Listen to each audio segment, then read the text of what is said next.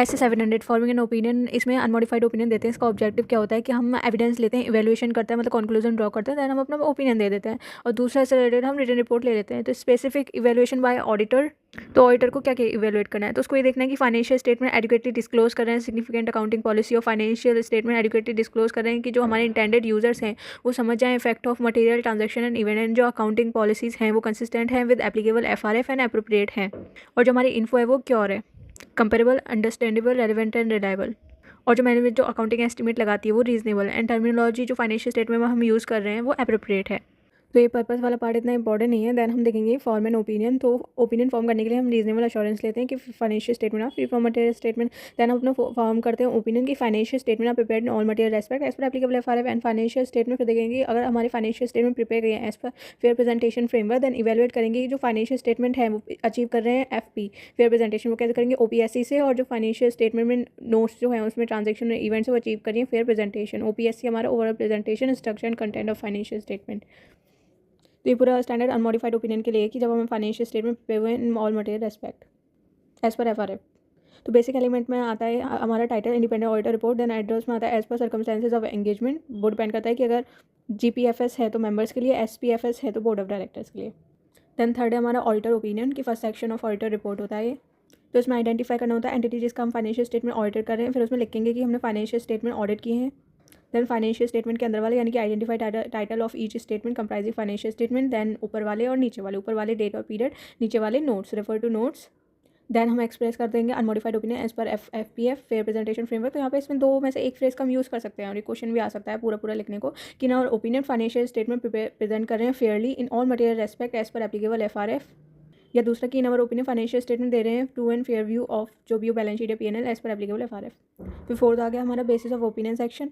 तो basically DAQ के लिए ही होता है कि डिस्क्लेमर और एडवर्स या क्वालिफाइड या अनमोडिफाइड दे रहे हैं। तो स्टेटेड चार सासा वाले पॉइंट आ जाएंगे ऐसे सेक्शन के ऑडिटर की रिपोर्ट और ऑडिटर रिस्पॉन्सिबिलिटी एंड स्टेटमेंट आइस वाला statement and SAE stated audit conducted as per SAs and refer to section as auditor report that describe auditor responsibility and auditor में सही ले लिया है वो, and statement that auditor is independent of entity and वो comply कर रहा है कोई प्रोफेशनल से एंड कोड ऑफ एथिक्स से, यानी कि कोई प्रोफेशनल मीन्स एथिकल रिक्वायरमेंट।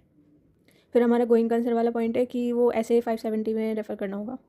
तो बेसिकली गोइंग कंसर्न एप्रोप्रिएट है तो हमें स्पेशल पैरा देने की ज़रूरत नहीं है, और अगर मुर्ग है तो डिस्क्लोजर देना है और टेंशन ड्रॉ करना है मुर्ग पैरा में, और कि हम अनमोडिफाइड दे रहे हैं ये भी बोलना है।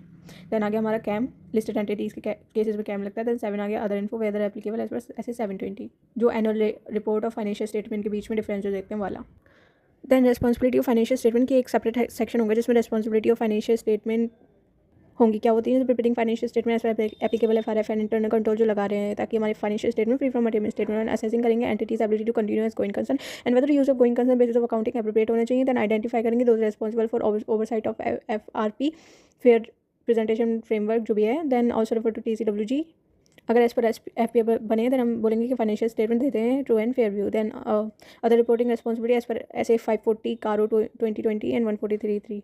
सिग्नेचर ऑफ ऑडिटर में 2 अल्फ़ाबेट वाले हो जाएंगे कि पर्सनल नेम, फर्म का नेम, 3 नंबर वाले member number, registration number and UDIN. Place होगा वो सिटी जहाँ पे हमने सिग्नेचर किया। डेट ऑडिटर रिपोर्ट जब उसने सही ले लिया उससे पहले नहीं होनी चाहिए। तो ऑडिटर रिस्पॉन्सिबिलिटी स्टेट करेंगे ऑब्जेक्टिव की रीजनेबल एश्योरेंस देना होता है और रिपोर्ट देना होता है। रीजनेबल एश्योरेंस, हाइस्ट और एब्सोल्यूट एश्योरेंस। देन डिफाइन करेंगे मटेरियल स्टेटमेंट की जो इन्फ्लुएंस करता है users decision and as per applicable FRF होने चाहिए। देन ऑडिटर रिस्पॉन्सिबिलिटी आता है कि पर्सनल जजमेंट, प्रोफेशनल स्क्रैपनेस एस की है। एक्सेस करना है रोमम एंड आइडेंटिफाई करना है रोमम को, assess and identify ROMM as per ऐसे 315 अंडरस्टैंड करना है internal control relevant to audit कि वो एप्रोप्रिएटली डिजाइंड है। देन इवेलुएट करना है appropriateness of accounting policy, accounting estimate and related disclosure वाले मैनेजमेंट में क्या होता है गोइंग कंसर्न का disclosure, OPSC of financial statement and group audit से रिलेटेड एसिस्ट है सो एंड टीसीडब्ल्यू से कम्युनिकेट करेंगे scope and timing of audit and significant जो फाइंडिंग्स मिली हैं वो उनसे डिस्कस करके चलेंगे इंटरनल कंट्रोल्स में या वैसे। एंड स्टेटमेंट की वो कंप्लाई करते हैं relevant ethical requirement and KAM report कर देंगे अनलेस लॉ एंड रेगुलेशंस को प्रोहिबिट करता है and not to be communicated in auditor report because adverse consequences ऐसे होंगे जो आउटवे कर देंगे पब्लिक इंटरेस्ट का। देन जब हम ऑडिटर रिपोर्ट दे रहे हैं as per SA and ISA, then auditor report में refer to SA and ISA only, कोई भी कॉन्फ्लिक्ट नहीं है between SA and ISA with respect to difference in opinion and you and ओम पैरा में कोई डिफरेंस नहीं है कि मना तो नहीं कर रहे हैं देने के लिए। एंड ऑडिटर रिपोर्ट को देन रेफर करना है बोथ को क्लियरली आइडेंटिफाई करना है दोनों को एंड इंक्लूड करना है जुरिसडिक्शन ऑफ ओरिजिन कि एक इंडिया का है एक यूएसए का है। सप्लीमेंट्री इन्फो होती है जो not required by applicable FRF but अगर प्रेजेंटेड है देन इंटीग्रल और नॉन इंटीग्रल देखना है, अगर इंटीग्रल नहीं है देन अगर प्रेजेंटेड है तो वो डिफरेंशिएट करनी चाहिए हमारे फाइनेंशियल स्टेटमेंट से। अगर प्रेजेंटेड नहीं है तो हम मैनेजमेंट से पूछेंगे कि to change presentation, and even if the management don't change the presentation one, then we have to identify unaudited supplementary info, then explain in auditor report की supplementary info not audited. Then अगर ये integral है then it should be covered by our audit opinion. Then जो हमारी auditor responsibility होती है उसका location क्या होगा, विद इन बॉडी दे देंगे, अपेंडिक्स दे देंगे या वेबसाइट पर दे देंगे। तो ऐसे और IAS में एक पॉइंट रहेगा कि उसमें मिनिमम एलिमेंट होने चाहिए, जो 14 एलिमेंट थे वो तो मिनिमम तो होने चाहिए। देन हमारा इसका एग्जांपल है सप्लीमेंट्री इन्फॉर्मेशन का कि वह नोट्स तो फाइनेंशियल स्टेटमेंट इंक्लूड कर रहे हैं कोई explanation reconciliation to the extent की जो फाइनेंशियल स्टेटमेंट कंप्लाई कर जा रहे हैं दूसरे FRF से। जैसे दो तरीके के FRF होते हैं, एक तो जो लॉ एंड रेगुलेशन बताता है, एक दूसरा ICI वगैरह जो बताते हैं, IND-AS वगैरह।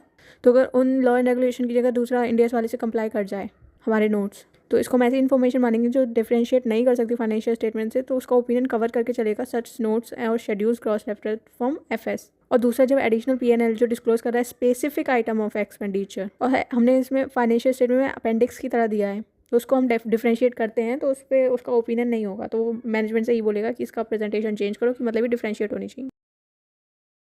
तो ऐसे 701 कैम का पता है लिस्टेड एंटिटीज़ के केस में आता है, लॉ एंड रेगुलेशन बोल दे तब, या ऑडिटर का PJ है उसका मन है कि मेरे को कैम डालना है तो वो डाल सकता है। तो KAM are those matter that in auditor PJ one of most significant in audit of financial statement of current period. और ये वो मैटर्स होते हैं जो सिलेक्ट होते हैं from matters communicated with TCWG। तो फिर इनसे हेल्प क्या मिलती है कि मतलब ग्रेटर ट्रांसपेरेंसी शो करते हैं और अंडरस्टैंडिंग में हेल्प मिलती है यूज़र्स को। तो जब हमारा ओपिनियन डिस्क्लेम होता है तब हम हमारा जो एज पर 705 वो प्रोहिबिट करता है कैम डालने को unless law and regulation required. तो कैम किन किन फैक्टर्स पे डिपेंड करता है, वो डिपेंड करता है GRT टाटा वाले फैक्टर्स पे कि सिग्निफिकेंट जजमेंट की, जहाँ पे मैनेजमेंट की सिग्निफिकेंट जजमेंट लगती है प्रिपेयरिंग अकाउंटिंग एस्टिमेट, क्योंकि वहाँ पे हायर अनसर्टेनिटी होती है। देन रोमम के केस में, देन इवेंट्स ऑन ट्रांजैक्शन के केस में। तो इसके एग्जांपल होते हैं assessment of impairment and loss and contingency का प्रोविजन, फाइनेंशियल इंस्ट्रूमेंट का valuation and revenue and tax related matters. कि जब हम कम्युनिकेट कर रहे हैं कैम तो क्या करना है, इंट्रोडक्टरी लैंग्वेज देनी है ऑडिटर रिपोर्ट में कि कैम का मीनिंग बता देंगे। देन ये वो मैटर है जो एड्रेस किया गया in context of auditor financial statement as a whole and informing auditor's opinion, and कोई auditor does not provide separate opinion on this matters. तो कैम के अलावा कोई और मैटर्स आ सकते हैं? हाँ, आ सकते हैं, जैसे implement of new IT system, कि वो ऐसा एरिया होता है जो सिग्निफिकेंट ऑडिटर अटेंशन नीड करता हो, अगर such change had significant effect of overall audit strategy change कर देगा तो हमें उसको कैम मान सकते हैं। And communication of KAM is not substitute of DMRS। D से हो गया हमारे डिस्क्लोजर, M से हो गया modified opinion, as per SA 705 reporting as per SA 570, S से हो गया separate opinion individual matters. Then हम प्लेसमेंट ऑफ कैम देख लेंगे, जैसे 4 होता है बेसिस ऑफ ओपिनियन, 5 होता है गोइंग कंसर्न, 6 होता है कैम, देन 7 होता है अदर इन्फो एंड 8 होता है रिस्पॉन्सिबिलिटी ऑफ फाइनेंशियल स्टेटमेंट। की बेसिस ऑफ ओपिनियन के बाद आता है रिस्पॉन्सिबिलिटी ऑफ फाइनेंशियल स्टेटमेंट, पहले आता है अगर कोई मुर्ग डालना है गोइंग कंसर्न से रिलेटेड, देन उसके बाद या पहले आ सकता है कैम। और फर्दर वो डिफरेंशिएट करने के लिए UM पैरा वगैरह जैसे हेडिंग भी दे सकता है। अगर कोई कैम कम्युनिकेट नहीं कर रहे हैं देन हम लिख देंगे कि देयर इज़ नो कैम, और हम कोई कैम कम्युनिकेट नहीं कर रहे हैं। तो ऐसे 706 UM ओम पैरा से रिलेटेड।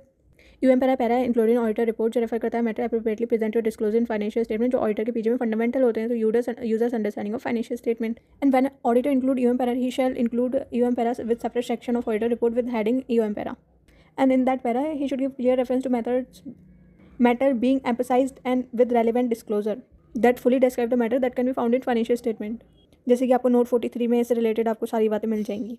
एंड इंडिकेट करना है कि ऑडिटर का ओपिनियन मॉडिफाइड नहीं है इस केस में, इस मैटर के केस में, क्योंकि अगर मॉडिफाई करना ही होगा तो हम ऐसे 705 बेसिस ऑफ ओपिनियन में ही उसको डालेंगे ना, अलग से क्यों दिखाएंगे।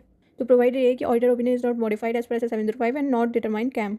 देन ओम पैरा पहला इंक्लूडिंग ऑडिटर रिपोर्ट जो रेफर करता है अदर देन प्रेजेंट और डिस्क्लोज इन्फॉर्मेशन, जो other than present disclose in financial statement पे ऑडिटर के PJ में रेलेवेंट है to users understanding of audit responsibility, audit report, auditor responsibilities and audit report. When auditor include OM para तो उसको provide करना है कि लॉ एंड रेगुलेशन मना नहीं करा, देन दो सेम पॉइंट आ जाएंगे कि ऐसे 705 मॉडिफिकेशन नहीं है और कैन रिपोर्ट नहीं कर रहे हैं उसको। तो इसके एग्जाम्पल एज पर ऐसे हैं जो कंटेन करें स्पेसिफिक रिक्वायरमेंट्स जो उसको UM पैरा में ही देने होंगे। तो वो सर्कमस्टेंसेस कौन कौन से हैं? तो पहला है FRF prescribed law and regulation जो बताते हैं वो अनएक्सेप्टेबल हैं, तो उससे related disclosure.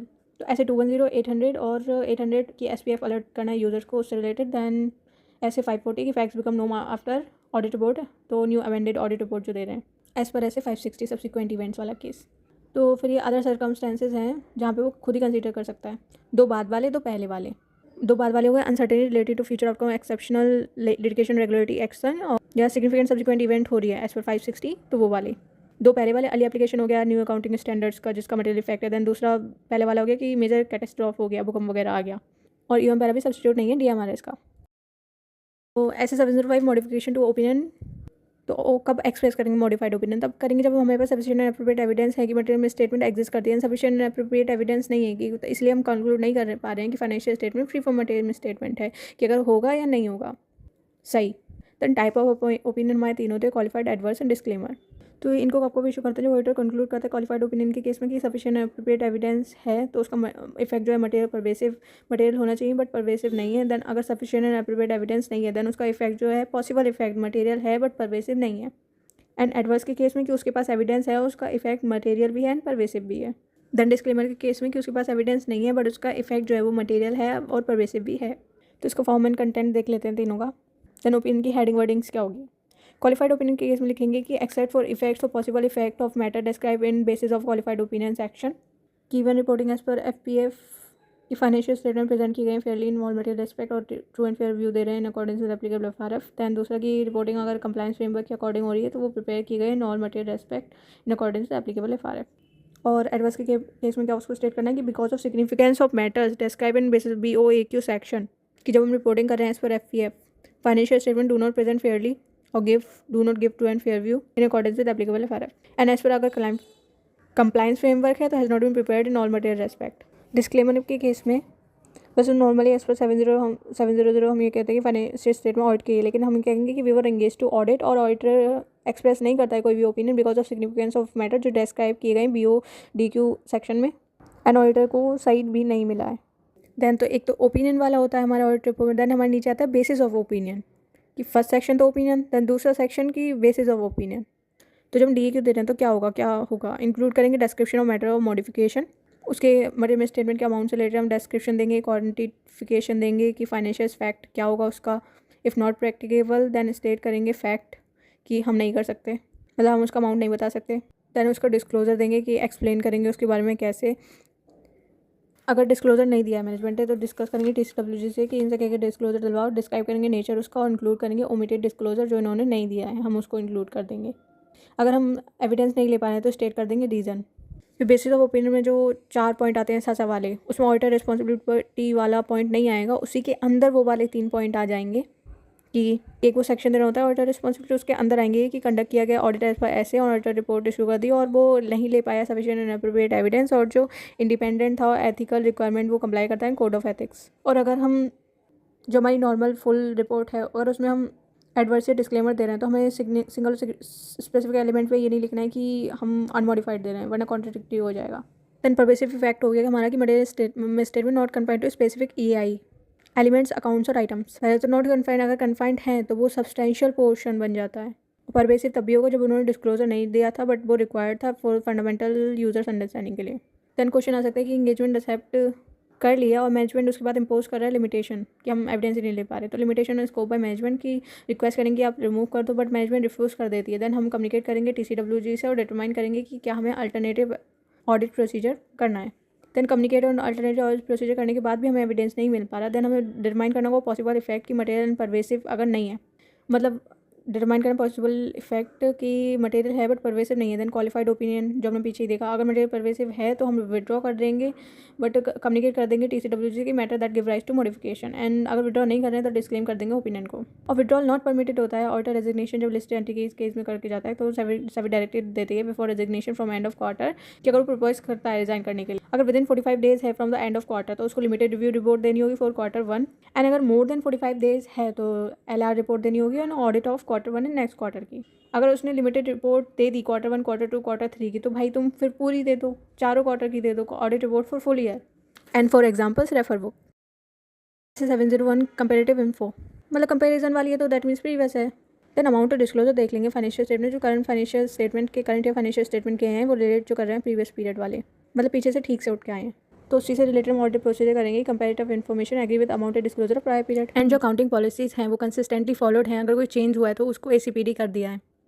And if auditor becomes aware of possible material misstatement and current financial information then perform करेगा एडिशनल ऑडिट प्रोसीजर की मटेरियल मिसस्टेटमेंट एग्जिस्ट करती है नहीं। इफ ऑडिटर ऑडिट किया है उसने PPFS कि पुराना उसने ही ऑडिट किया था उसमें गलती निकल गई, देन उसको फॉलो करना होगा ऐसे 560 कि 560 सब्सिक्वेंट इवेंट्स वाला। देन एज पर ऐसे 580 रिटर्न रिप्रेजेंटेशन ले लेंगे की रिक्वेस्ट करेंगे for all periods referred in audit report and also specific written representation for any PPI जो डिस्क्लोज हुई है करंट ईयर PNL में। अकाउंटिंग फिगर्स में कंपेरेटिव इन्फॉर्मेशन जो होती है वो इंटीग्रल पार्ट होती है, और रीड एंड अंडरस्टैंड करने के लिए करंट ईयर फिगर में वो हेल्प करती है। और जो लेवल ऑफ डिटेल होती है वो दोनों में सेम होती है, कॉरस्पॉन्डेंस में भी और कंपैरेटिव में भी। और जब हम ऑडिट रिपोर्टिंग कर रहे हैं कॉरस्पॉन्डिंग फिगर की, तो उसके कुछ एक्सेप्शन है कि ऑडिटर का ओपिनियन रेफर करेगा कॉरस्पॉन्डिंग फिगर को इन केसेस में। कि पहला केस हो गया जब हमारा प्रीवियस पीरियड ऑडिटर रिपोर्ट में इंक्लूड है मॉडिफाइड ओपिनियन एंड मैटर जो है वो अभी भी अनरिजॉल्व है, तो मॉडिफाई करनी होगी उसको ओपिनियन करंट पीरियड में। तो बेसिस ऑफ मॉडिफिकेशन पैरा में क्या बोलेगा, तो रेफर करके चलेगा both current period and corresponding figure को in description of matter giving rise to modification, कि जब इफेक्ट और possible effect of matter on current financial figure are material. Then दोनों को रेफर करेगा, जैसे 2015 2014 उन दोनों का क्या क्या इसमें डिफरेंस है वो। और अदर केसेस में एक्सप्लेन करेगा audit opinion modified because of effect of possible effect of unresolved matter on comparability of current period and corresponding figure, कि जब हम उसको कंपेयर कर रहे हैं दैन उसमें डिफरेंस आ रहा है। देन दूसरा केस है कि प्रीवियस पीरियड जो ऑडिट रिपोर्ट है वो इंक्लूड करती है अनमॉडिफाइड ओपिनियन, और हमें एविडेंस मिल गया है कि मटेरियल मिसस्टेटमेंट एग्जिस्ट करती है, तो हमें देखना है कि मैटर अनरिजॉल्व है, तो हम उस पर एक्सप्रेस कर देंगे क्वालिफाइड और एडवर्स ओपिनियन करंट पीरियड वाली फाइनेंशियल स्टेटमेंट में। और ये वाले जो पॉइंट थे वो करंट ईयर की रिपोर्ट के प्रीवियस ईयर की रिपोर्ट के लिए थे, करंट ईयर की रिपोर्ट के लिए। अब ये वाले जो पॉइंट है वो कॉमन है both current and previous year की रिपोर्ट के लिए, कि पीपीएफएस अगर हमारे ऑडिट किए गए हैं प्रोसीजर और ऑडिटर ने, मतलब प्रीवियस ऑडिटर जो था उसके द्वारा किए गए हैं, देन ओम पैरा में डालेंगे कि पीपीएफएस ऑडिट किए थे किसी और ऑडिटर ने एंड टाइप ऑफ ओपिनियन क्या दिया उसने और डेट ऑफ ऑडिट रिपोर्ट। अगर दूसरा है कि अगर नहीं हुए ऑडिट, देन ओम पैरा में डालेंगे कि ऑडिट नहीं हुए और एज पर ऐसे 510 बट मेयर डिस्क्लोजर की फाइनेंशियल स्टेटमेंट ऑडिटेड अनऑडिटेड थे, ये उसको रिलाइव नहीं कर देता उसकी रिस्पॉन्सिबिलिटी से, जो होती है कि ऑब्टेन करना है sufficient and appropriate evidence that opening balance does not contain material misstatement, जो मटेरियली अफेक्ट कर देंगी करंट फाइनेंशियल स्टेटमेंट को। Now reporting for comparative financial statement, comparative होते हैं जो प्रीवियस वाले, तो ऑडिटर शैल रेफर करेगा each previous period for which financial statement prepare किए गए होंगे। तो जब हम रिपोर्ट कर रहे हैं ऑन करंट ईयर ऑडिट में, अगर ऑडिटर का ओपिनियन जो पीपीएफएस से डिफर करता है फ्रॉम प्रीवियसली इशूड ओपिनियन से, तो उसको डिस्क्लोज करना होगा रीज़न इन ओम पैरा। ओम पैरा में वही आता है audit responsibility audit report. And अगर ऑडिटर को लगता है कि मटेरियल मिसस्टेटमेंट है, तो वो प्रीवियस ऑडिटर को उसको बुलाएंगे, रिपोर्ट करेगा मैनेजमेंट को, प्रीवियस ऑडिटर को बुलाओ, इन्फॉर्म करो उसको और फाइनेंशियल स्टेटमेंट को अमेंड करवाओ।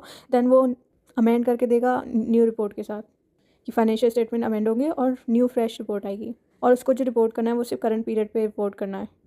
ऑडिटर की responsibility in relation to annual report SA 720। तो हमारी अदर इन्फॉर्मेशन कैसी हो सकती है, फाइनेंशियल भी हो सकती है, नॉन फाइनेंशियल इन्फो भी हो सकती है ऑडिट रिपोर्ट में, एनुअल रिपोर्ट में। तो इसको बस रीड करना होता है, कंसीडर करना होता है कि कोई मटेरियल मिसस्टेटमेंट एग्जिस्ट हो नहीं करती है between annual report and financial statement, और ऑडिटर का opinion does not cover audit annual report, और ऑडिटर्स की रिस्पॉन्सिबिलिटी अप्लाई करती है इस केस में, and it doesn't matter when it is obtain before और after audit report, auditor report, कि उसको एनुअल रिपोर्ट पढ़ के चलना है। तो जब हम ऑब्टेन करने के लिए क्या करेंगे एनुअल रिपोर्ट को, तो हम डिस्कस कर लेंगे मैनेजमेंट से कि विच डॉक्यूमेंट कंप्राइज कर रही है एनुअल रिपोर्ट और entities timing and manner of issue, and arrangement करेंगे मैनेजमेंट से कि ताकि ऑब्टेन कर सके timely prior to date of auditor report final version of annual report. And अगर हमारी एनुअल रिपोर्ट अवेलेबल नहीं है बिफोर ऑडिटर रिपोर्ट, तो हम रिटन रिप्रेजेंटेशन ले लेंगे कि वेदर अवेलेबल, जब भी अवेलेबल होगी तो आप ऑडिटर को दे दोगे, एंड प्रायर इशुएंस ऑडिटर के पास आनी चाहिए जब भी हम थर्ड पार्टी को दे रहे हैं, ताकि वो उस पर अपने प्रोसीजर लगा सके एज रिक्वायर्ड बाय ऐसे। एंड इसमें रीड एंड कंसिडर करना है कि अदर फाइनेंशियल स्टेटमेंट कोई मटेरियल कंसिस्टेंसी तो नहीं है, और जो एनुअल रिपोर्ट बनाई है और जो ऑडिटर की नॉलेज है उसमें डिफरेंस देख लेंगे। एंड वाइल रीडिंग ओआई हमें रिमेन लेना है, अलर्ट रहना इंडिकेशन की मटेरियल मिसस्टेटमेंट हो सकती है। एंड नाउ फाइनली अगर उसमें मटेरियल मिसस्टेटमेंट है, हमें पता चल गया कि मटेरियल मिसस्टेटमेंट है, देन हम रिक्वेस्ट करेंगे मैनेजमेंट से करेक्ट करने के लिए। अगर मैनेजमेंट एग्री कर जाती है करेक्शन के लिए, तो डिटरमाइन करेंगे कि करेक्शन हैज़ बीन मेड। अगर वो रिफ्यूज़ करती है, देन हम कम्युनिकेट करेंगे TCW से, रिक्वेस्ट करेंगे कि आप करेक्शन करवा दो। एंड फिर जब मटेरियल मिसस्टेटमेंट एग्जिस्ट करती है, तो दो केस हो सकते हैं, या तो प्रायर टू ऑडिट रिपोर्ट होगी या after the date of audit report हमें पता चला होगा। And in case of prior की ऑडिटर रिपोर्ट से पहले पता चल गया, तो हमें कम्युनिकेट करेंगे TCW से कि करेक्ट कर दो, और नहीं करेक्ट हुई होगी तो हम लेंगे अप्रोप्रिएट एक्शन, कि अगर ठीक ठाक हुई या तो बहुत ही ख़राब हुई। अगर ठीक ठाक हुई तो कंसीडर करेंगे implication of audit report, and communicate करेंगे TCW से कि how auditor plan to address material misstatement in auditor report, कि एक अदर इन्फो सेक्शन डाल दे देंगे कि ऑडिटर जो एनुअल रिपोर्ट है वो मटेरियल मिसस्टेटमेंट है उसमें, और बहुत ही ज़्यादा ख़राब है तो हम विड्रॉ कर जाएंगे एंगेजमेंट से, if possible under law and regulation. And if after the date of audit report पता चली है देन में देखेगा कि अगर अदर इन्फॉर्मेशन करेक्ट कर दिए देन परफॉर्म करेगा procedure necessary in the circumstances. अगर अदर इन्फॉर्मेशन करेक्ट नहीं की गई है even after communication with TCWG और हमारी जा चुकी है हमारे हाथ से रिपोर्ट, तो हमारे पास एक ये ऑप्शन बचता है कि हम अप्रोप्रिएट एक्शन लें। Auditor legal right and obligation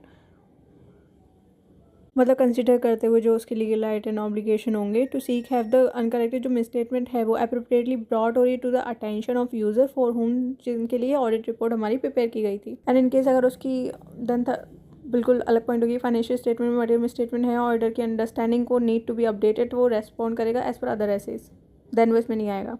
और अब हम इसकी रिपोर्टिंग कैसे करेंगे अदर इन्फो की, तो हम अपनी ऑडिट रिपोर्ट में एक सेपरेट सेक्शन डालेंगे जिसमें हेडिंग होगी other information of when at date of auditor reports for an audit of listed entities के केस में कि ऑडिटर ने ऑब्टेन कर लिया या उसको expects to obtain other information वो बता देंगे।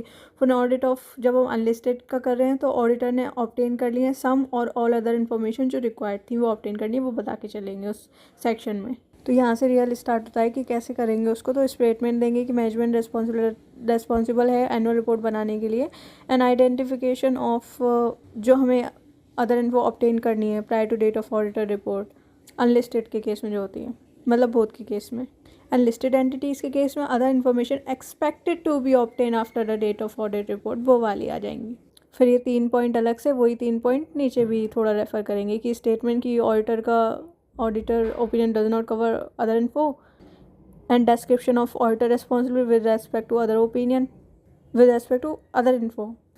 और जब हमें वो prior to date of audit and audit report जब हमें एनुअल रिपोर्ट मिल गई होगी तो 2 चीज़ें हुई होगी, या तो उसमें कुछ होगा या तो नहीं होगा। तो कि स्टेटमेंट की कुछ नहीं मिला हैज़ नथिंग टू रिपोर्ट, और दूसरा अगर मिला है तो auditor has conclude that there is uncorrected है ऑफ एनुअल रिपोर्ट जो डिस्क्राइब करती है कि है, देन स्टेटमेंट देंगे कि जो डिस्क्राइब करेगा कि मटेरियल स्टेटमेंट क्या है एनुअल रिपोर्ट में। Then reporting as per LR, तो ऑडिटर को रेफर करना है ऐसे ओनली इफ़ AR इंक्लूड जो हमारी ऑडिटर रिपोर्ट है वो इंक्लूड करती है इन 3 चीज़ों को। देन इसमें एक वो वाला पॉइंट आ जाएगा कि आइडेंटिफिकेशन ऑफ अदर इन्फो जो prior to date of audit report हमें मिली है, या तो कुछ मिला होगा या तो नहीं मिला होगा। देन उससे ऊपर वाला point description of auditor responsibility, then एक अलग से कि एक्सप्लिसिट स्टेटमेंट जो आउटकम बताएगा ऑडिटर के वर्क का, और जो भी एग्जांपल हैं रिलेटेड टू अमाउंट और जो अदर आइटम हैं that may be included in annual report तो उसके लिए रेफर बुक।